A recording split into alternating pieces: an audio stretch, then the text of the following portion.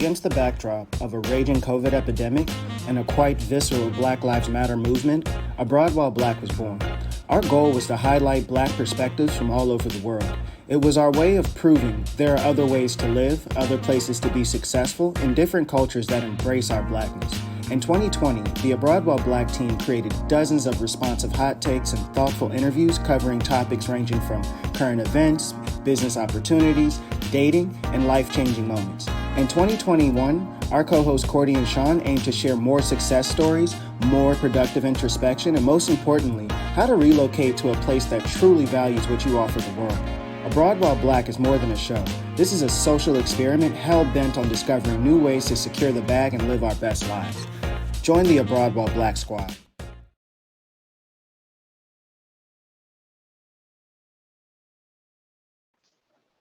All right, good morning, everybody. This is Glenn again with HBCU Thrive.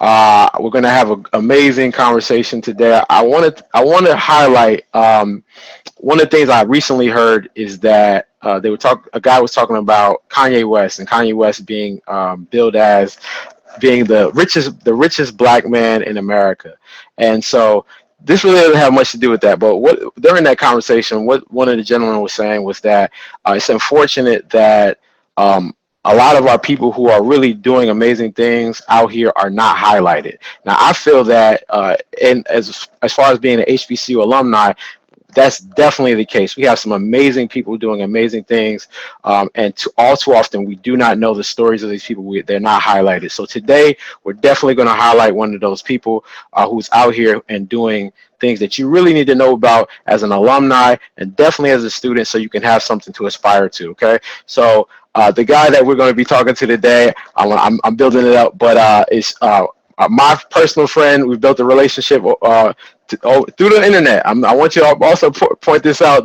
This is an amazing time now. You can build relationships through the internet. Sean, how you doing today? Man, any day I wake up is a good day. Proud to be here. Glad to see you taking swings at creating this content, bro. I appreciate it.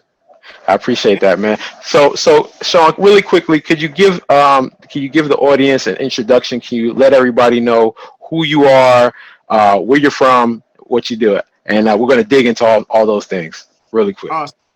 So again, as he said, my name is Sean Burrows, and just because where I am, I'll start with saying I am a proud graduate of the Jackson State University, home of the sonic boom of the South. So awesome. I just put that out there, say it with my chest.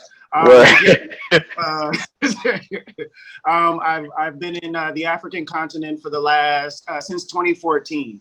And basically what I'm doing now is I'm the CEO of Burrows Enterprises, which is an operations consulting company.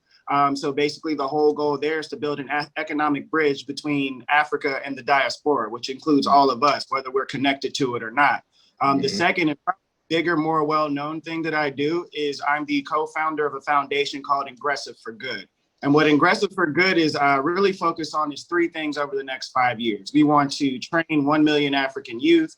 We want to deploy $1 million in micro scholarship funding, and we want to connect 5,000 of those members to jobs. And why that is relevant to a certain degree is because historically, culturally, right now, Black people have been ostracized from technology and investment.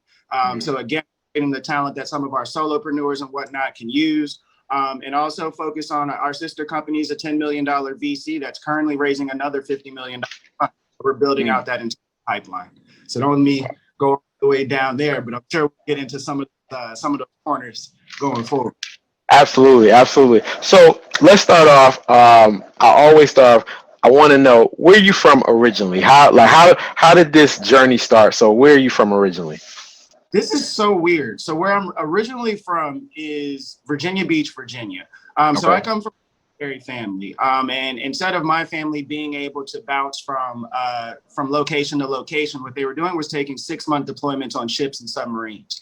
It helped them push their ranking up quicker. And when their 6-month deployments overlapped, they would send me to different family members' houses for 6 months to a year. So with that being, most of my mother's side of the family, which I spent most of the time with, is in Mississippi. So again, that's how that whole Jackson State University connection happened. But I've also lived in San Diego. I've lived in Connecticut. I've lived a few other different places. I spent a little bit of time in my adult life in Spain. And yeah, but I spent a lot of time growing up in Mississippi in the deep South. From that, once I graduated myself, that's where I got into the point where I moved to Washington, D.C. And that's where the more relevant part about me actually building and having a connection within the African continent, because DC truly is Chocolate City. And you truly can get to see a lot of different African cultures. And what that did for me is remove a lot of the preconceived notions and stereotypes that I had growing up. That's awesome. So you were well traveled before you even took the journey to go over and move over to Africa full time. You had already been well traveled really before you had even got to college, it seems like. Yes, primarily within the U.S. The Spain part would actually be once I was an adult on my own. But what it ended up basically is that either me or everybody around me was moving every 2 to 3 years. So when I became an adult, I was just kind of bouncing from place to place to place. Now, I will say that it was within the American context. And even when I traveled to different places, it was a long time before I understood what it meant to be sensitive to other cultures and different things like that, and not just go somewhere with the American flag like I know what I'm doing and I know it better than you. Yeah. That's definitely real. That's something a lot of us are not really cognizant of if we haven't had the opportunity to spread our wings and go other places. Definitely. So okay, so you were from a military family. You bounced around before you even got to college. So you definitely touched a number of places. When you got to college, you decided on going to Jackson State University. What was that experience like? What was that experience like, first of all? And then secondly, what do you feel like you took away from that moving into your adult life? When I went to Jackson State University, I was a wild boy. I'll say that. Okay. So basically what happened to me is I tell you about the military background, but I'm also a preacher's kid as well. So Jackson was my first opportunity being away from that military regime type of lifestyle, and also the heavy Christian. We were in church 6 days a week. So that was my first time away from all of that. That was truly my first time living as an adult by myself under my own context. So with that being said, it was different. It was a lot of me finding myself, because I bumped into a lot of different people. Some people were more established internally because when I was under, I know a lot of people go through this, especially because we have a deep relationship with God in the church. What the most important part about it was like figuring out who I was outside of all the expectations of everybody else. And in discovering who I was and pushing certain boundaries and different things like that, I finally had the opportunity to create myself, like to create who I was, but I did it underneath or around the conditions of other Black people. That's awesome. Yeah, it's because the amazing part was like I obviously saw like the people who I aspired to be like just based on my environment looked like me. Of course, the impact of media and different things outside of that, but on the day-to-day basis, I was competing with, I was creating friendships with, looking for deeper and longer term opportunities with people who looked like me, shared a similar background as me, and allowed me to be me. Like you often, it's very difficult because Black people can both be the ones that ensure that you follow, I want to say, Anglo-Saxon expectations, the way you conduct. Sometimes we're the ones that toe the line the hardest. But also we can also be the ones that allow us to understand, like, again, when you see dreadlocks, like it doesn't necessarily mean you're a hoodlum. Yes. Oh man. Yes, absolutely. You're a pothead and all this other different stuff that they have around. Because again, you're working with and you're being around people who also have people who just like to lock their hair. So that opportunity, that was really amazing. And I will say this, you almost don't appreciate it until you truly land on who you be. Yes, so true. And once you start standing for something, whatever it is you choose, most of us will eventually, and I think that, again, that's what HBCUs do. They also help you understand certain things you should stand for. But once you understand that, and you get put in situations where you have to make tough decisions, it's these lessons and these times that you're going to call upon. These are some of the people that you're going to reach out to that are going to be able to identify, help you, and push you to the direction.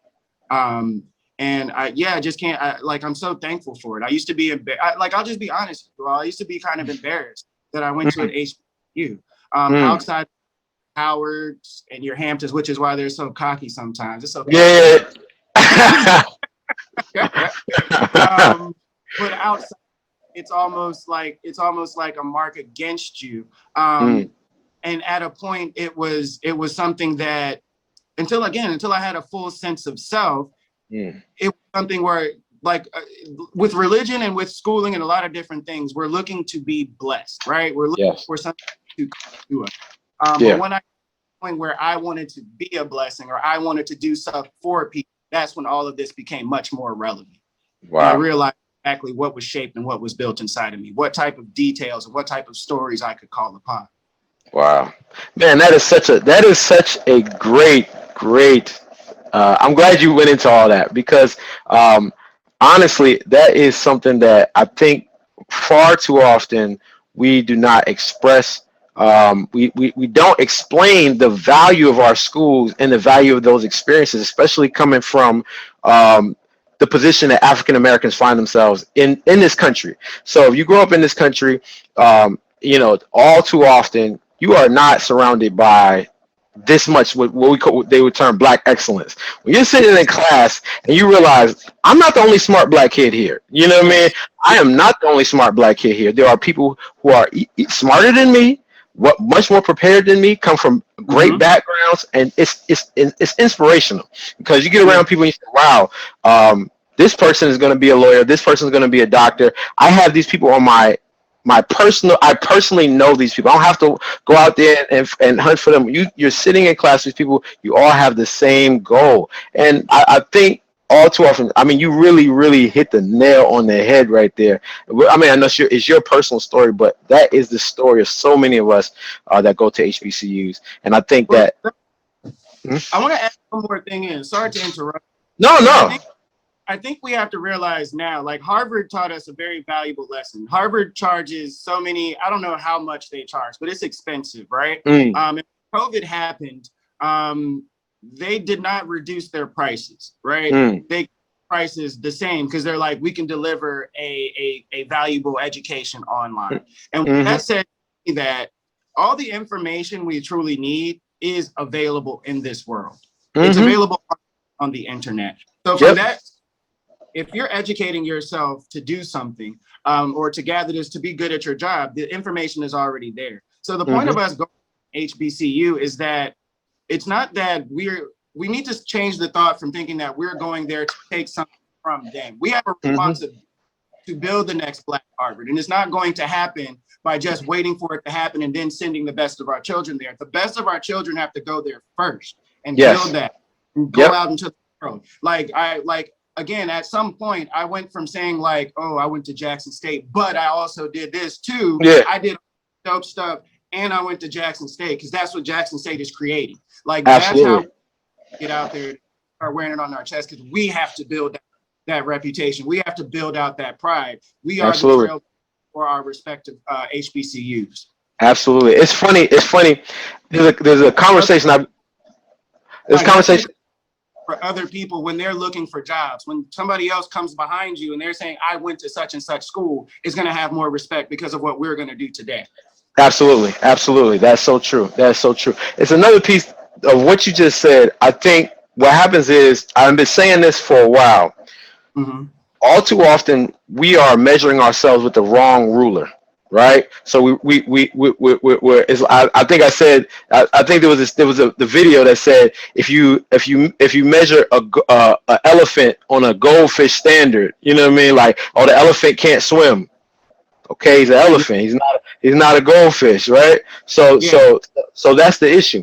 When I look at HBCU, all too often I feel like we're competing on this idea of prestige. Right, we're competing again like prestige, but not on the actual value that these schools produce for somebody like me or you. Right. So the question is, how well prepared did they how good of a job do they do in preparing you to going out into this world and dealing with this world as a black person, right? So if you say, okay, not about prestige, but just the Hmm. fact that you know the confidence that you were instilled with, the Hmm. ability to see yourself as somebody who is capable of achieving these things. Sometimes you Hmm. come from a background where I'll give an example, right? I grew up in New Jersey, in a town where they are racist. Now, let me tell you, it's not like blatant racism like the South, right? Yeah. It's the undercover racism where you're a very intelligent kid, black kid, but they don't want to put you in AP. They don't think Yeah. you're good. They don't think you're good enough. Yeah, that kind of stuff. So you get your opportunity to go in and prove that to yourself that you Hmm. are capable, surrounded by other people who look like you, who are achieving. So you can literally look at this kid who's like the top of the class and you're like, yo, he's from Baltimore, from a hood, and he is Yeah. excelling. Why can't I, right? You get to live around these kids. You get to live around people who are also achieving. I feel like that's been the blessing for me. My circle from college they're all doing well. All of them. I don't Yeah. have not really one friend from college who isn't intelligent, who's doing well. So I'm like, okay, I got to step my game up as well. I think that's one of the major value pieces. And like you said, we also have to send our best and brightest to continue that legacy and develop it even further. But I Hmm. mean, the opportunity, the value, I think, unfortunately, we try to compete on a ladder that wasn't built for us. It's Yeah. similar. It's similar to living in a black neighborhood. You can have the best house in a great neighborhood, but you live in a black neighborhood. Your house is worth $200,000 less than if you just pick up that same house and put it in a neighborhood where people don't look like you. And that's just the unfortunate part. But man, that was what you said. Was all of that was great. So let's transition. You graduate Okay. from Jackson State. What year did you Yeah. graduate? I graduated 2005. 2005. After graduation, what'd you end up doing? After graduation, I actually went into restaurant management as opposed Okay. to what I degree in, which was PR. Okay. So I chose a field where I did. In Mississippi, there's not necessarily a big PR market. Mm, What I had the opportunity to do was I worked my way through college in a restaurant. mm, So at my degree, I was automatically ready for management. So I had the mm. opportunity to be an intern in a PR spot, or I can move into restaurant management and start immediately making like 30 or 40K, which was pretty good at that time.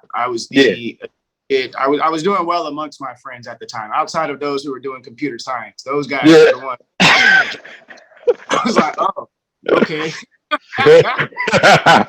Yes, we have those friends, I'll be definitely. I'll be the first one to tell you that, like when I said in the beginning I was a wild boy, I didn't excel educate in the education space. Mm, I so much there was education that was happening for me that was so much outside of what the books in the classrooms were teaching me. mm, Realized I had kind of been closed off from the world. I was just trying to go and see and do every single thing. Some of the things were good, some of the things were bad. I was also trying mm, to it meant to be a man for me, mm. which I was a hard-headed guy. I was causing problems, stuff like that. But like the teachers and all the people, that's the thing. They knew that I was a good guy. And there were so many people that were kind of pulling me to the side to have these conversations and pushing me in Mm. the right. These were people that were acting like my mothers and aunties and whatnot. So when And I you only find that at HBCU. You will not find that at a larger school. They are not doing that. yeah. So well, let me just take it back a step. I don't know how long. I don't know. Are we on a time? Are we on a specific No, time? no, we got time. Awesome. So you compare when you say we're comparing two different things, like when you look at the Harvard scale, right? What they're doing. There's a pipeline that they've created that they're trying to crack and break apart, but it'll never happen. This pipeline starts in the private elementary schools, the Mm, private schools. There's these certain private schools basically that are funneling people into Harvard. mm-hmm, To get into Harvard, Harvard's pushing these people, especially in these different media spaces and different things like that. So they have these things where they're basically funneling people instilling a certain propaganda, a certain lifestyle, a certain expectation, and pushing to these places where they're the mouthpieces and the communicators for all the ideologies that they have, where they're able to frame and actually tell us what success is. Yes. As we're following them, and we're not following our own success, which again, shout out to what you're doing. We can only assume that what they're doing is the level of success that we should aspire to. So if you're going to compare what I took out from university and what I learned and some of the things that I was doing to what they were doing, it doesn't make sense. I was not very successful at that. But what it did give me the opportunity to do is when I was outside, I was basically taking life on my own terms. Nothing was given to me easily. Nothing was automatically provided to me. So when I finally did get like a hardcore sense of self, I was able to step out and do things like what I'm doing now, like the Ingressive company. The woman that we're working with, she's the first solo VC, first person to launch a VC in the African continent. Born in the US, moved to the African continent. The program that I'm running now, government level programs are coming to me because I'm able to outperform the actual local government just based on the things to learn. So it's just kind of like I get to these points where things are going to be difficult. Oh, you're going to have to take a pay cut. Oh, you're going to have to take this off the just get it out of the mud. I'm able to do that. I've had to do that my entire life because nothing was. Like serious when it comes to business. When it comes to sometimes take a easier path to get something that may be an outside win, but not a core win to what I'm doing. I'm not as easily distracted by that because that's what I've been avoiding my entire life. I've been taught these at an HBCU to like focus on your people, kind of grow your own communities, grow your own base. That's the only way you're ever going to be able to compete. And it's just like another thing that you said that was really important. I wrote an article about this recently, but you mentioned that Kanye West being one of the richest Black men right now. We've saluted him for a lot of different things, but what we've never really said is that Kanye West is a genius. He's basically a genius, right? So look at other people, like you can look at your Albert Einsteins, you can look at all your Vincent Van Goghs, your Mozarts, all your different people where they're willing to say that they are geniuses. They don't give us that title. No, they don't see that context. So it's kind of us to be able to do it and understand that a lot of the things you as an HBCU graduate are doing at a high level, it may not get the recognition you need. Again, so that's why we need these type of channels, but you also need to take those lessons that you took from that HBCU and keep grinding and keep pushing because we're not doing it.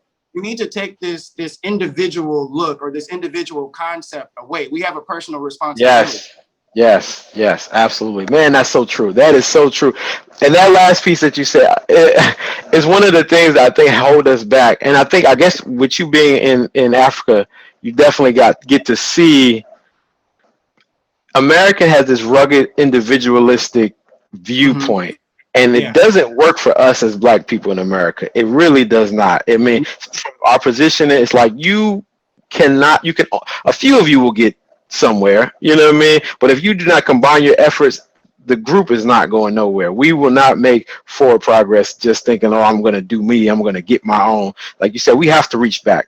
We have to create this opportunity, build our own base. Exactly like you said, build our own base, work together because that's where you have power. That is such a true statement, man. Such a true statement. Well, the thing is, like they say, rugged individualism, but they're not truly living that way. No, I know, but it's preached to us. Yeah. Oh my God. They do evoke a community. It's just we're not a part of their community, so we need to be we need to start ourselves. They already have the processes and the infrastructures, and they're already reaching back, reaching forward, and reaching out. Yes, that is so true. Oh man. Let me tell you, it's funny because now this is going to go to another. At one point I was working. I've done several jobs. One as a salesman, another one working on homes. So going into homes, fixing them up. So his was the interesting thing. I went to this very, I would say suburban neighborhood, upper income. What I found very interesting? You would go into those neighborhoods and you would have several generations of the family living together. Yeah. Like they've built out an extension on the house. They, you know what I mean? Like all this other stuff. You go in there like, okay, grandma's here, mom and dad are here, and then one of the kids is here with their kid. But to us, it's you got to get out at 18. No, you got to be individualist. You know, you got to be an individual. I'm like, no, you need to build with your family. You need to build with your community because that's how you're going to get ahead. That's how you acquire assets.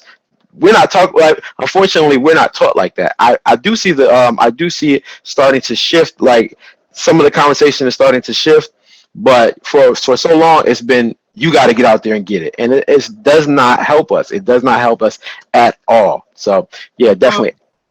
When you look at it, because you mentioned a great point. One of the two major costs in Black people's households are the rent and childcare. Oh my gosh. Yes. Now imagine whoever you are, you can be working at McDonald's, and if you do not have for childcare because you have family members and different people there who are able to take care of them, and also think these are family members that have a similar value system that actually care for the child, that are actually trying to they do better in life because those are going to be the same people that take care of them when they can't take care of themselves. It's a different type. It's a different type. So you're able to step out with a lot less and do a lot more and come back and contribute to your house. Shared economics is important because again, they are doing that, but their shared economic systems are like what Silicon Valley looks like. We're going to dump a bunch into this one place to help you guys innovate and grow all of these billion-dollar companies. But guess who we accept? Guess who the people who we fund are? Anybody can come. Oh, anybody. Yeah. You like have to kind of peel the layers back and look because again, the rugged individualism in America give them the opportunity to take care of their own. And when we say not giving us a fair share, then they get to throw that thing back at us. But whole nother tangent. Yeah. So it's so true. Yeah, we'll end up in a whole hour conversation on that one. All right. So I want to transition to your moving across abroad. So first off, how did it come about? Like what inspired you to move to Africa? I know the answer to this, but I want everybody else to know. And then once you got there, what were some of the key lessons that you learned once you got there? So the first thing, this was basically, I told you when I graduated from Jackson State University, I had a degree in PR, but I didn't necessarily want to do PR. I know I gave you this, or I don't know how in depth I went, but I'll give you guys the PG story. So basically what was happening was I went to visit DC. My father lived in DC. I was still living in Mississippi. I was getting off the plane. I was going up an escalator and I saw a woman who was about 6 feet tall. She was like jet black. She had blue eyes speaking French. I had never seen anything like that in my entire life. And I was just like, kind of opened me up to what is that? This was not it was a different type of black.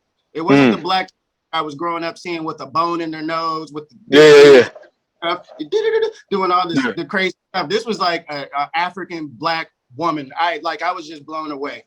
So I moving to the country. I'm moving to Washington D.C. And I was just very curious that thing just kind of opened something up in my mind. I was in about 2 weeks later, somebody told me an Ethiopian woman had a crush on me. And the only thing I knew about Ethiopians were like, do you want to feed a starving child for 30 cents a day, Sally Struthers style? Yeah. Miss Fly, all that different stuff. Oh, Lord. Like, nah, fam, I'm good. Fast forward a little bit of time just to see who they were talking about. Probably one of the baddest people I've ever looked at. Looking at the whole community, one of the beautiful upon beautiful. It was ridiculous. And I know. That broke me. I was just like, I know what I don't know. I need to get information about the continent. I need to find out what's going on because everybody I was meeting, it was so different than what I was told. And just the more I found out, the more I just found out that the African culture was closer to like the deep Southern culture where they treat you like family. They invite you in. It's close knit. There are expectations. You will conduct yourself in a certain way. But overall, they're more amenable to taking care of each other. And they have what we didn't have. They have a culture. They have something they believe in. They have something that they lean on, something that they know is bigger than themselves, that looks like and feels like and talks like them. Yeah, that's awesome. That's awesome, man. So now you move over. You land in Ghana. Yeah. First. So fast forward. That's what opened me up to the African continent. Yes. I kept kept moving or whatever. And basically what led to the move was like my company got bought by AT. They were like, you can take this, you can be nobody in this huge company, or you can take the severance package. I took the severance package, and just randomly one of my best friends that lived in Accra, Ghana reached out. She was like, you should come and visit. And I was like, well, I got a pocket full of money. How about I move? See if right. So that's how I landed in Ghana. I kind of took the leap. I had this feeling where, again, Black people, you'll come across this thing. I did everything the right way. I did things the way people told me to do at a certain point. And it just didn't end up in my favor. Like, because some people who see us as a number or whatever the case may be, somebody just comes and buys the company, and now all my 5 to 10 years of work is wiped out. Now it's like nothing. I don't represent anything now. So it was just kind of like, why don't I just take my own risks? If things can go sideways either way, why don't I do it my way? Why don't I try bet on yourself? I'm smart enough. I'm sharp enough. I can make it. Let me try it out. And that was like the period I went to when I moved to Ghana. That's awesome. Yeah. Now, Ghana humbled me. We got to talk about that. So again, I know this part. You've told me about it, but I want everybody to know about this because it's an incredible story. Overall, it is an incredible story. So, like he says Ghana humbled him. Okay, so let's talk about some of these lessons that you learned once you got to Ghana.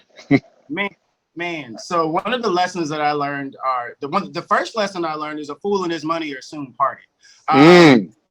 Yeah. So I went into Ghana with ignorance. Like I just went in there with all unbridled American ignorance. I was assuming that everything I knew was the right thing. Everything I did was the right way. I came in there fully expecting that I was going to teach them about life and save them with my Western knowledge and ways of doing things. And what I found is just that just because they do things differently doesn't mean they're doing things wrong.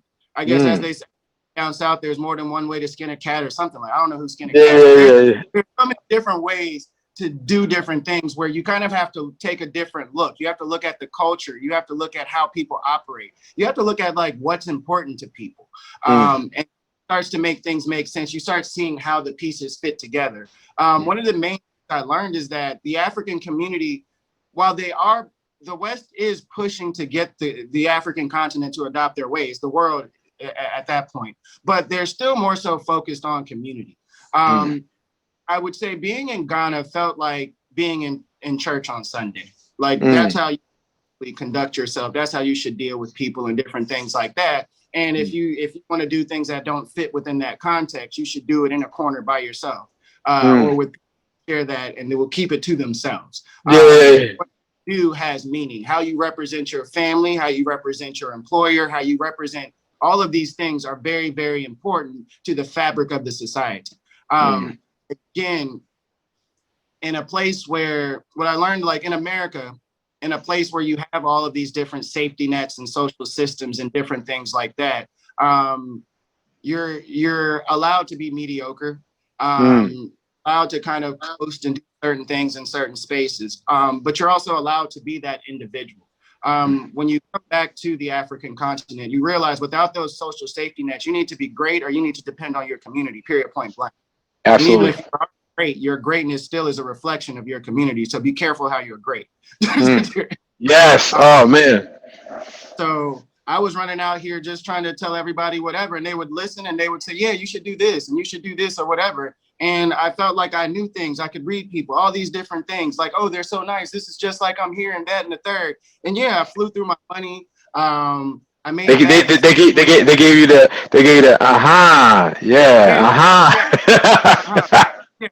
So now people are like, well, you have to realize people are like thinking like when I first went there, I was like, oh, the people are going to be begging me for stuff. And it was, I got there and I was like, oh, I see real money here. That's another thing. There's so many lessons, but I went there thinking that, again, I was going to be some type of messiah somehow. Not in those terms, but now from the outside looking in, that's the mindset I had. I came there, after they took me down to homelessness. Like I, Everything. yeah, yes. This is part of the story. This is all part of the story because the comeback is awesome. So we can talk over that. Crazy. Yeah, they took me all the way down to homelessness. And again, it was just like, just imagine Americans, if you go to New York City with a bunch of money in your pocket saying, I can do this, I can do that, they're gonna hit you in the back of the head. Yeah. Everywhere you go, they're gonna do that. It wasn't like Yep. because they were African, it was because I was stupid. Mm. Yes. Yes. Yeah. So a lot of the things that I had learned, and this is the problem with the school systems in a lot of different places. A lot of the things Mm-hmm. I learned in school didn't prepare me for that environment, period, point Mm-hmm. blank. I was not ready. Books, everything that I learned did not prepare me on how to survive. And now what ended up happening is that, once I went from opening a restaurant to launching this restaurant to sleeping in the office of Oh, to yeah. lose front to being able to have to I had to depend on one of my clients. I had to change my business model. I went from working for money to working for the necessities of life. Like, all right. Yes. Wait. Don't, let's not gloss over that because this is important stuff. We got. Let's not rush through this. Okay. So first of all, you get over there. Yes. You launch so you took a step that a lot of people here want to do. They want to go to Africa. They want to start a business, right? Yeah. So you Yeah. so you get out there now. What would you say was the mistakes that you made when you did this? What mistake did you make by jumping out there and you did it? Did you? I'm gonna leave it to you. So when you go somewhere, anywhere, again, I learned this lesson in Africa. I say that I got my MBA in African studies, right? And I paid for it. Hey, you pay for money, you pay for experience. I mean, but you're gonna pay for it. Yep. So you can't just think that you're gonna go and start a business without understanding how people do business in that space. So I had 10 years plus of running from the dishwasher all the way to the top level, creating the P&L reports, launching the thing. Like, I know restaurants in and out. But what I didn't know was my customer. What I didn't know was who my employees were. What I didn't, again, how they interact with each other. So there were certain situations where, since I don't speak the local language, my waitresses and cook were speaking about what food they were going to steal and take home last night, that night, right in front of me, right in front of me. One of my customers coming up to me and saying, this one's talking about he's taking all the rice and he's going to take the fish, but they were wanting to see should they cook it and take it home and eat it or cook it at home. That's what. Wow. Wait, what? They every time I walk up to them, they're like, "Hey, boss." They wash me, man. They adored me so much. I figured they would never take anything from me. The way they love care of me. When I walk somewhere, they're taking the bag out of my, opening the door for me. They know what to do. They know how to do things. Again, if you're going to be a fool, you will be separated from everything that brings with it. But again, yeah, it was just like I did not understand the landscape that I was operating in. I didn't understand, like, there was the people landscape. I had issues with the police. There was a situation where somebody basically came and locked my doors. And it was because I wasn't respectful enough to the person that I was renting from. Yeah, she wanted me to run the business under her name. And from everything that I had learned in America, if I come somewhere and I run your business under your name, I'm your employee, you should pay me. Yes.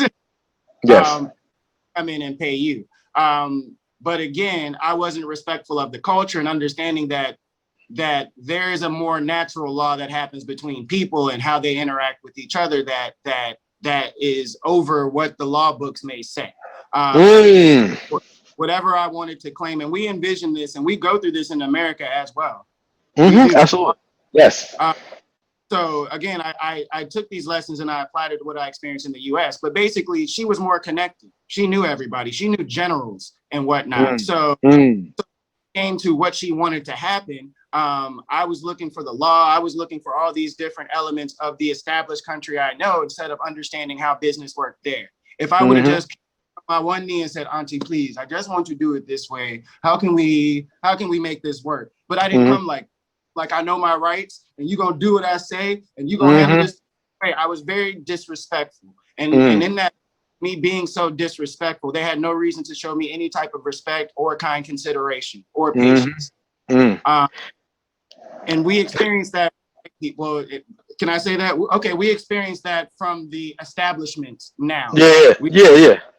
Whatever you want to do, you can be right, you can be correct, you can be whatever you want to be. But if they don't like you and they don't respect you, they will make life difficult for you.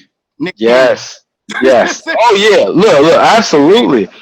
Nobody. He lost everything. That hurt me.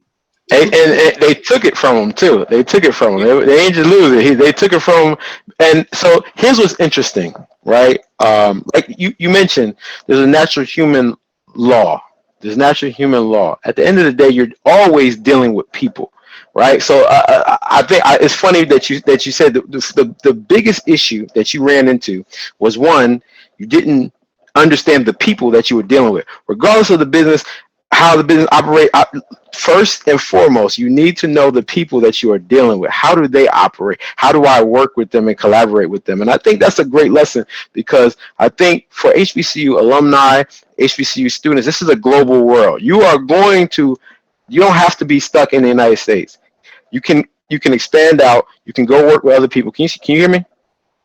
Uh-oh. Yeah, your voice was choppy, but I can hear you. Okay, I'll cut that out. But as a student and as an alumni, you have the opportunity to expand out and go. This world is so connected now. You can take the skill sets that you are developing. This is Sean's story. You can take the skill sets that you're developing and go into other areas where your skill sets may be more needed right now. The thing about that, when you do that, though, you need to understand that you are going to deal with people, and first and foremost, you don't come in there arrogant. You have to understand, how do I collaborate with these people so that we can get things done. That is one of the biggest stumbling blocks for people in general. Why can't we get together and work together? Because I'm so arrogant in my position and you're so arrogant in your position. Somebody got to take the humble route and say, listen, how do we fix this?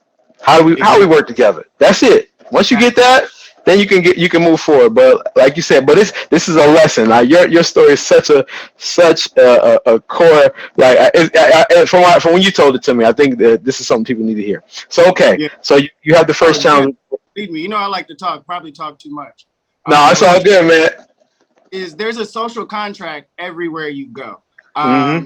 Good businesses are able to create their own internal social contracts and make sure everybody understands what's going on. But if you're walking a situation where you're walking into something, know that there is a social contract. There are expectations that people want to see from you socially. And if you don't abide by those, you are the problem, not them. Oh man. So so now I'm gonna jump into so one of my first interviews was with my professor, William Hobbs. Now he is an English professor, dean of the English department at Florida Memorial now, but was at Virginia State with me when I was in school. One of the things that he focuses on and he talks about now is helping his kids develop soft skills, right?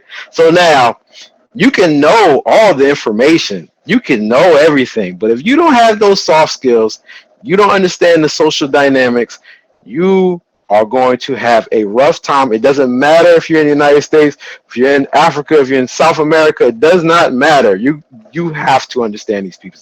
So this is such a great illustration of that, piggybacking in something that another great HBCU alumni has already expressed. Yeah, man. They say businesses hire for hard skills, they fire because of soft skills. So social engineering, you need it. Being a Black person, you have to understand, because I know we spend a lot of our time seeing the inequity and it can make us angry, frustrated, and different things like that. But we need to use our strengths and hide our weaknesses. We need to know how to do that and when to do that, and just understand that the benefits that funnel back to our folks. Absolutely. Sometimes you just got to shut up and keep pushing forward. Sometimes because the revolution might not be televised. You know what I mean? Like everybody don't have resources and different things to run out there beating our chest, asking everybody to give us something. We have to create something of our own, and we have to do it quietly.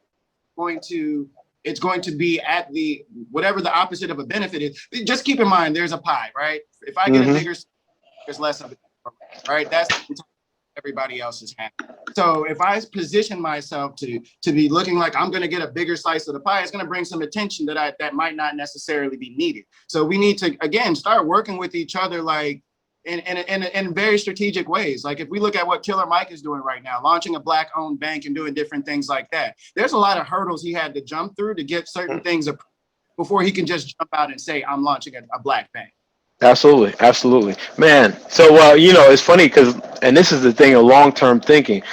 He was talking about that. I remember they had the Black Bank sign up, like where they were bringing all the people to sign up and register with an existing Black bank, and that was probably in 2015. So now this is fast forward 2021, 6 years later. People have to understand, like, sometimes you have to just be quiet and keep growing and keep moving forward, and eventually people will see it'll pop up. Like it's just like the roots of a plant. You're building. Eventually it pops up, and people are like, wow, that's amazing. Yeah, I've been doing this for 6, 7 years, 8 years. I've been continuing to grind. Yeah, man, awesome. So okay. So now you go through the experience with the restaurant. Yeah. Now you said you started working for life, for life sustenance. You started to barter. Now look, this goes into, so I'm going to be launching a entrepreneurship academy for the students. I want to help bring people like yourself. Tell them about the lessons that you learned, interview different people in business, always interview HBCU alumni, but people who have taken lessons in business. So let's talk about your barter experience and what you learned about the core of doing business with people. Well, what I learned in the African continent is that my accent and certain things had value, right? And what we're always talking about is value and how much something means to somebody else versus another person, right? So what ended up happening is, again, I did have to instead of working for money, I was like, why am I going to work? Because like I don't know how quickly, because I was in a situation where, okay, this is so many places. So the restaurant crashed and burned, right? And the way I played was, I thought that I didn't know if it was going to be the first dollar or the last penny that was going to make me blow up. So let's burn the candle at both ends. Let's see what happens, right? Yeah. So that might not be the smartest way to do things, right? But that's what I did, right? So when I left that restaurant, like I left, like there weren't a lot of different options. So it wasn't like I'm gonna save and do different and do this and let me go put some money down and make things move. I went hard.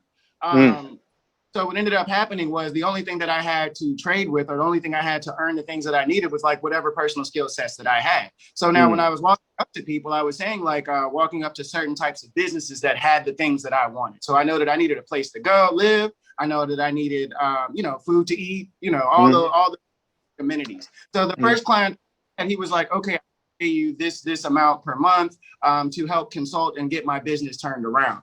But I was like, you have this office that you're not using, and have this kitchen and different things that creates food. So I tell you what I'll do. Let me move into your office, and let me move into your office. Let's do this food thing every day, and I'll give you the services for free.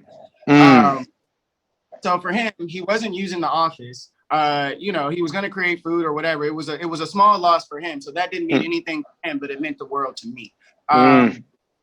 So from there, it was kind of just taking those things. And the next client that I had, they ended up having a far better apartment and different things like that in a far better location. So I was like, I did the same next client. So now I have two places to go. I can bounce back and forth here. I can do certain things like that. And then from there, basically, I started just basically trading my services for whether it be like large blocks of money. It wasn't like I was not going to be an employee for somebody else once I learned how to trade services for the things that I needed to get.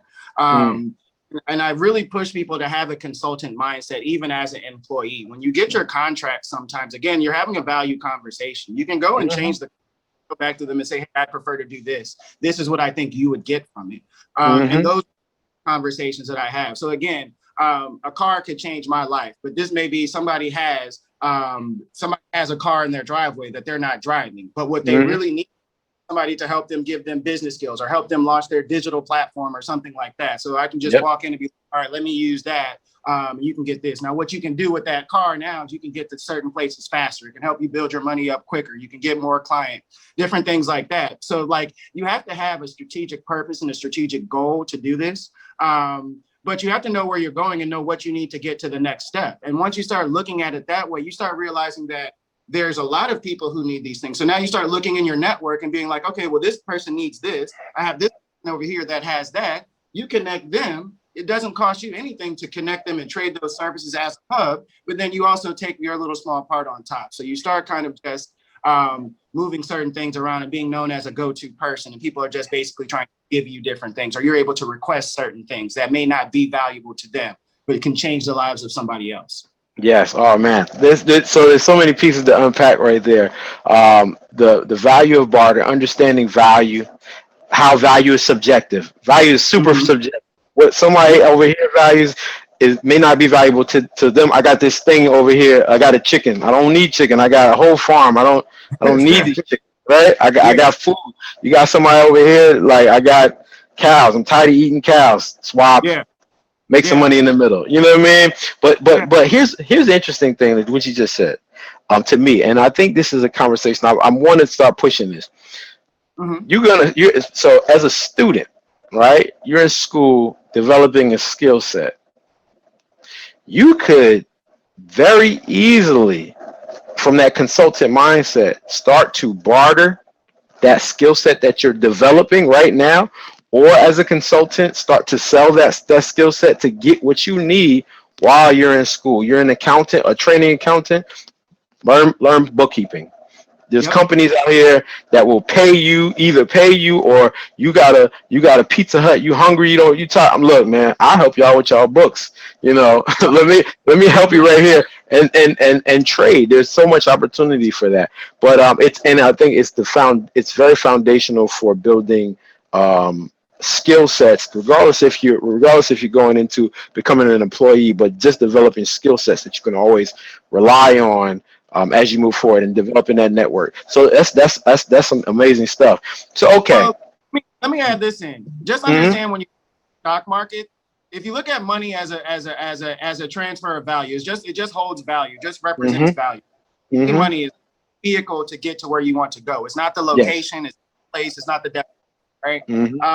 If you look at the stock market, that's basically what you're doing. If you're looking at how VCs and different things work, how companies, when they have acquisitions and different things like that work, they're like, all right, I'll give you this money and this part of my company. The people are using a company. They're bartering what they have of value and saying, give me this amount of money, give me this vehicle so I can take my company to the next step.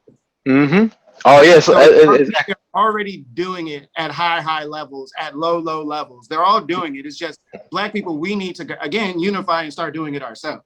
Yeah. It just needs to be, I think we just don't have the conversations because people do it all the time. You're just not having the conversation so that you proactively thinking, I should be doing this.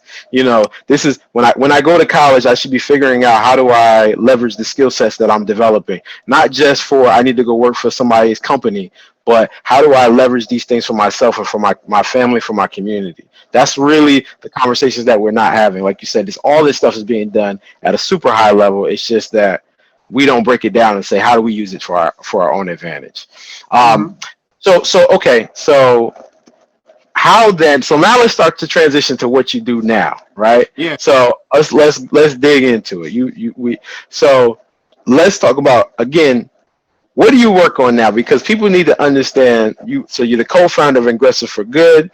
You're part of this aggressive company, and you're also the CEO of Burroughs Enterprises. Let's unpack that. So so let's start off. Aggressive for Good. What do you do? How do you do it? And what do you see the benefit? How does that translate?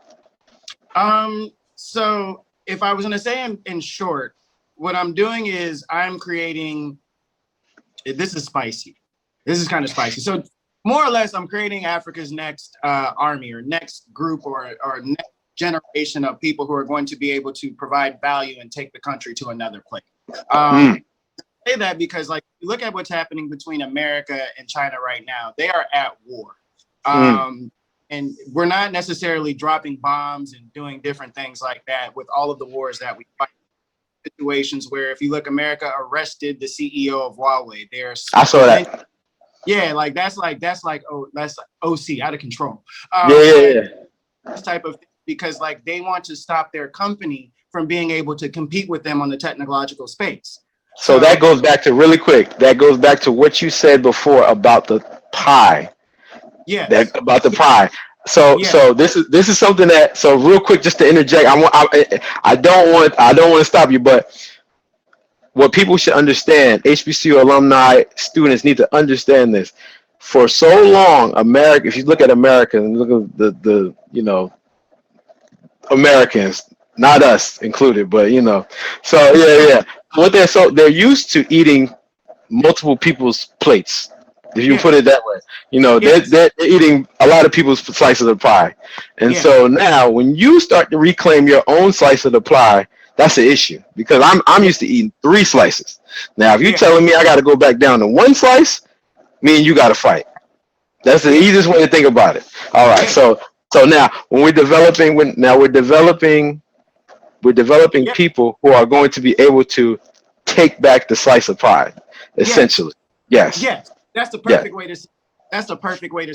Because again, they're trying to block them out of spaces. So like they tried to collapse Huawei, which is one of China's biggest companies. But they tried to collapse, and we're going to take our major product, our thing that we were giving you. We're going to take Google. So no Google Maps, no Android operating system, none of that, right? But the thing is, China's like, well, it's fine. We have talent. We have our people. So we'll make our own. Let's build our own. Yeah. We are already internally using our own products and services. So even if you take something away from us, it'll be a little bit harder, but we still have our own. We're going to make it. We're going to survive. We're going to keep pushing forward. So what I'm trying to do in many ways with Ingressive for Good is build a base of power within the African continent. I focus on Nigeria now. I mean, it's a Pan-African company. But again, what I'm focusing on is technical talent development. Knowing these are people who are going to be able to help us create solutions, technical solutions, and help us build million and billion-dollar companies in the future that our Black people will be able to use our funds and money and different things to plug into and start building wealth. So that's what I do through both Burroughs Enterprises and Ingressive for Good. But again, Ingressive for Good focuses on technical skills development, deploying resources, whether it be funding, data, different things like that, laptops, to people who need it the most and can use it to scale up. And then we're looking at, again, putting people into jobs. Why do we want to put people into jobs? Because they need that experience. What you're going to find, especially HBCU graduates all over the world, you're going to graduate. Again, you're going to be looking for a job. You're going to run into the same stupid problem that I ran into that makes zero sense. Whereas you worked all this time to get a degree so you would be more hireable, right? And then when you get into the interview, the first thing they're going to ask you is, how much experience do you have? Right? I spent all my time focused on learning and reading these books. How was I supposed to get experience, right? So we're giving people experience, because everybody's looking for the high level people, but nobody's putting time, energy, and effort into developing those high. Yes. So again, that's kind of what we're doing within the African continent. I want to position this as a resource that having technical talent that can face the 4th industrial revolution, to face what this 5G and everything's going to give us, to create that talent that's going to be accessible for the entire Black diaspora at an affordable rate. That's awesome. If you want to get the same talent as Google, Google is paying their interns $5,000 a month. Who's doing this? We can't compete with that. So if we continue to let that narrative continue and build up and double, then basically we'll never have the space to compete at the tech space. We will always be the tail and not the head. We'll always be waiting for crumbs that fall off the table instead of opening up our own damn kitchen. Excuse my French. No, it's real. It's real. So that's where I'm focused on there. It's that talent development pipeline. It's like, could we do this in the US? Technically, yes. But the reason why I leverage the African continent is because basically it takes less resources. There's a lower cost of goods sold to create the goods that you're selling, basically. Again, since it's lower to create, you can provide it at a lower cost. So what this allows people to do is, now for these solopreneurs, one-man teams that are figuring out, like, all right, I can only do this like part-time. I got to focus on my main job because like this is not making enough money for me to transition over. I was able to create a team that allowed me to match my Ingressive for Good salary with my personal business using these interns.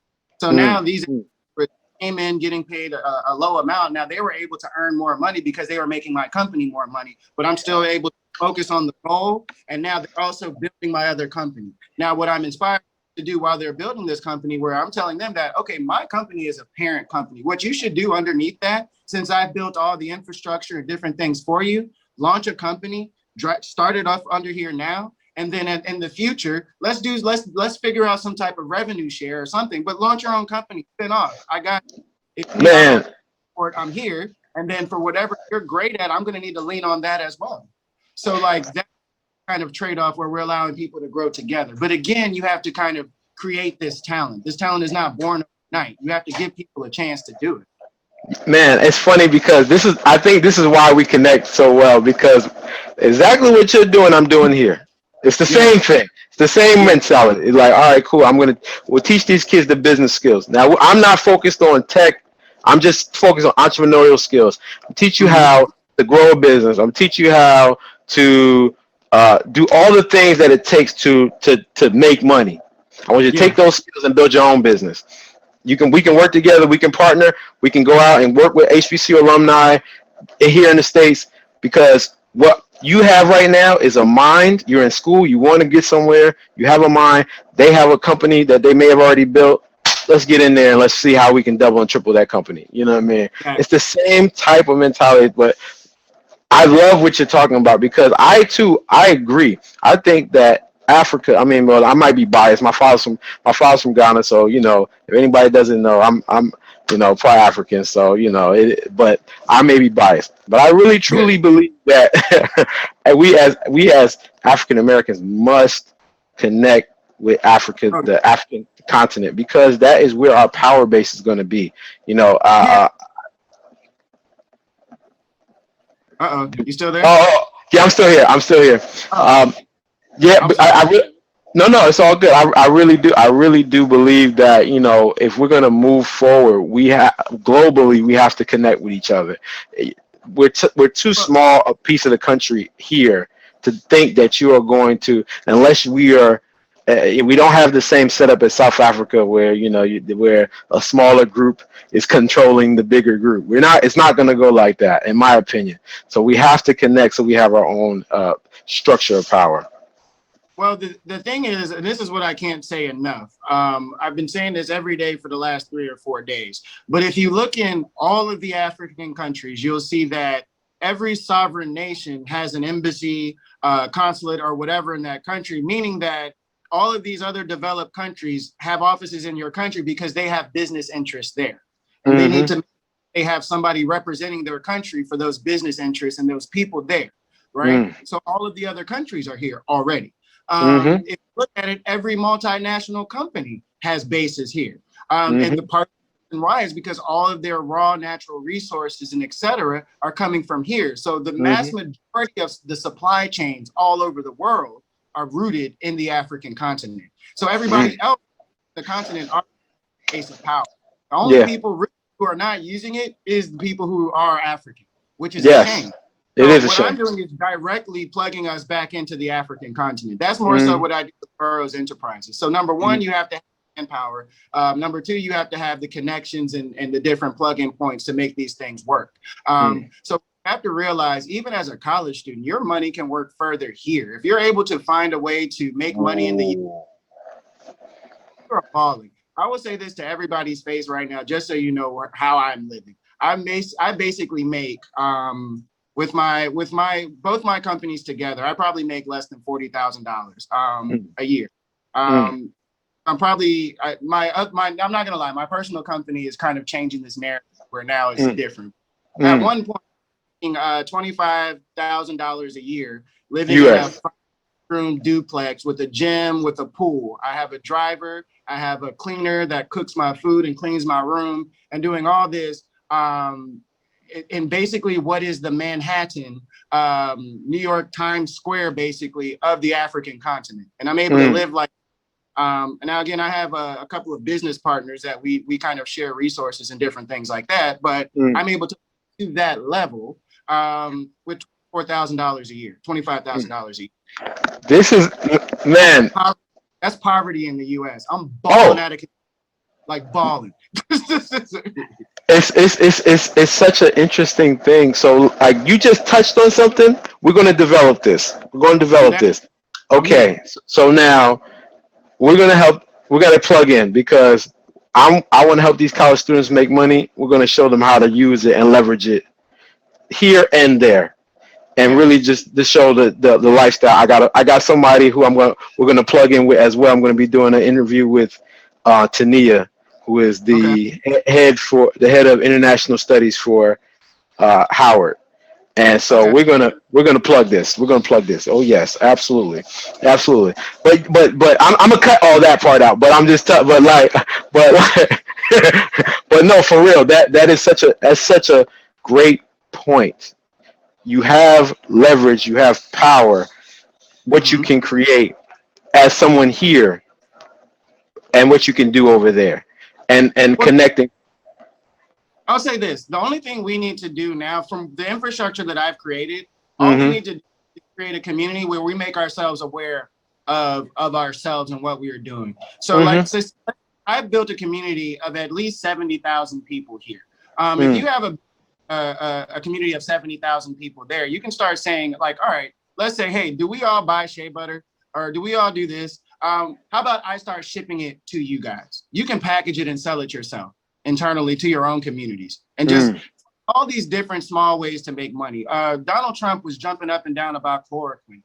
Chloroquine is made from this dogoyaro tree that grows on the street here. We snatch off the tree when we catch malaria. We boil it, drink it, bathe in it, do all these different things, and we feel better like the next day. Like the things that they're doing, they're just taking what you already own and have in your homeland, repackaging it and selling it to you. So we can repackage our own things and sell it ourselves. Absolutely. All I'm saying. Like all the raw natural resources, the low cost manpower that it takes to produce it, I have it all here. So now it's just for people there to say like, all right, I have a community of about 10,000 people. It'd be useful if I had this thing to sell to them. 10,000 of pregnant mothers that need certain things. Oh, I have shea butter they can use and coconut oil and different things like that. I'll sell it to you and then you can package it and resell it. Or let's work out a deal together where I do all the packaging and all those things for you here because it's much cheaper to do it here. And I create your brand and you just sell it. Like let's create our own and services and serve ourselves as opposed to always leaning on somebody else. Doing this with and taking the crumbs that fall on the floor. That is so true, man. That's such an innovative and powerful idea. And let me tell you what's interesting for just this call. Okay. If you just go on LinkedIn right now, I could get 200,000 people easily that are just HBCU grads with like 4 schools. I could just, that are already on LinkedIn. So and when it comes to this, this is one of the things I say about my love for HBCUs. I love Black people. I love HBCUs for what they represent. I love what the kind of mentality that represents. But it's also like if I really want to work with progressive, forward-thinking Black people, it's like I hate to use the term shooting fish in the barrel. HBCU. How can I connect with these people very, very quickly? Let me go to the school. And, they've got a full list of alumni who think like this. So we definitely have to collaborate on putting that together, on forwarding what you're saying, because it's there, and I think it's very easily for us to move that forward. But yeah, man. So I think I think that's enough for the people today. I think we need to have several conversations, man. We need to continue. Okay. We need to continue to have conversations, man. But I know we're probably over an hour and a half. You know what I mean, or something like that. Man, I'm talking to you, bro. So as long as you have me, I keep running my mouth. I got the whole day for this. That's right. We need to hear it. Like we just need to start supporting ourselves and really pushing for excellence. But like Black people, we need to start living like a community. We need to stop all culture bull stuff that we do with each other. I look at the Honorable Minister Louis Farrakhan, where just by being associated with him, you'll lose your entire career, your entire well-being. But that one man has done more for the Black community than most of the people trying to cancel them. So it's just a shame where like they're forcing us, they're tearing us apart. The leaders are being removed from conversations. The president of Tanzania just died mysteriously. That man was hardcore for Pan-Africanism, doing amazing things. We have to really start looking around and paying attention. There has to be a leaderless movement. There has to be a community where they can just stop picking off the best of us because we're all aligned. They have to pick us off. Yeah, man. That's so real. That's so real. That's absolutely what we have to do. It's interesting that you said we need a leaderless movement. I think one of the issues that all too often what happens is people get caught up in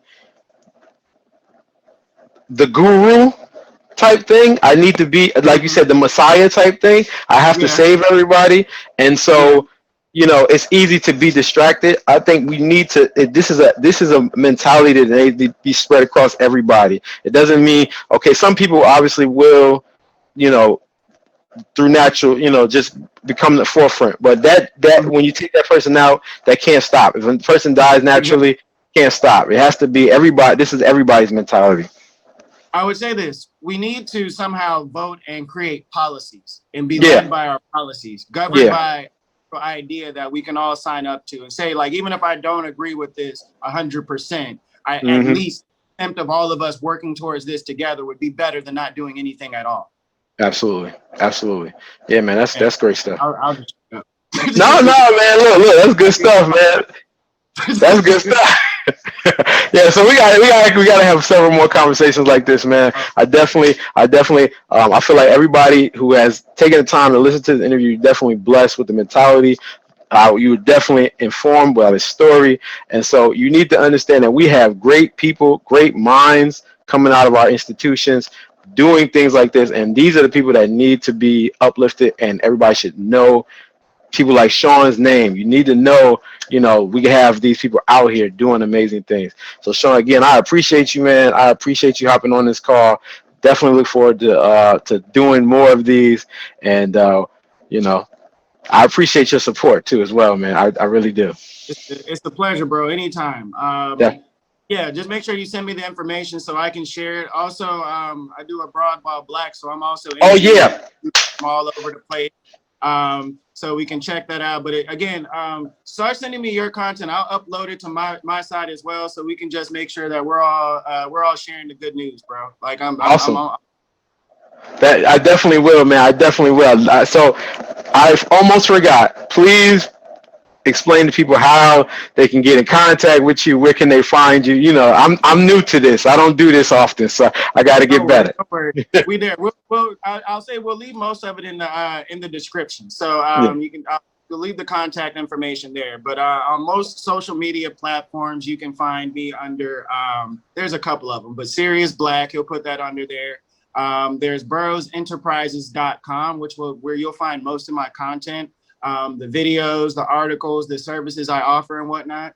And then I would also say go and take a look at Aggressive for Good. We're always fundraising and different things like that, but just understand now that we've had this conversation, you know what we are raising funds to do. It is for us.